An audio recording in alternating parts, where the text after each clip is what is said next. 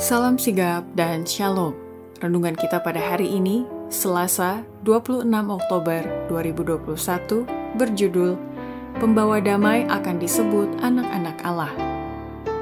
Ayat intinya terdapat di dalam Matius 5 ayat 9. Berbahagialah orang yang membawa damai, karena mereka akan disebut anak-anak Allah.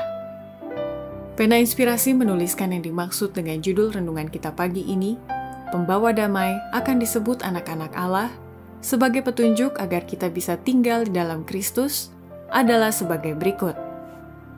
Pertama, orang si pembawa damai akan disebut anak-anak Allah bila mana ia telah meninggalkan dosa dan membuka hatinya kepada kasih Kristus.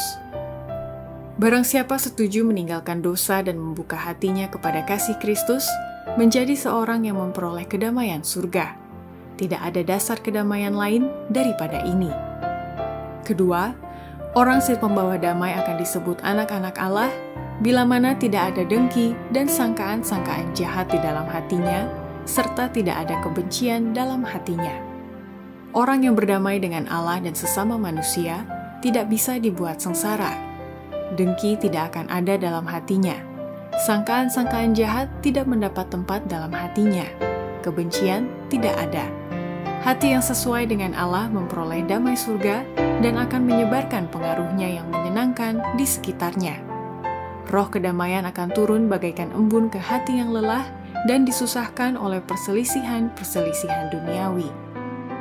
Ketiga, orang si pembawa damai akan disebut anak-anak Allah bila mana perkataan atau perbuatannya memimpin orang lain untuk meninggalkan dosa dengan menyerahkan hatinya kepada Allah.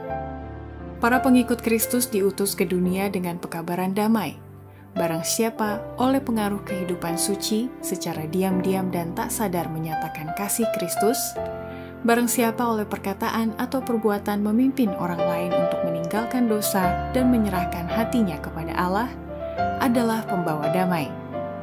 Keempat, orang si pembawa damai akan disebut anak-anak Allah bila mana keharuman hidup dan keindahan tabiat Kristus berada di sekeliling orang itu.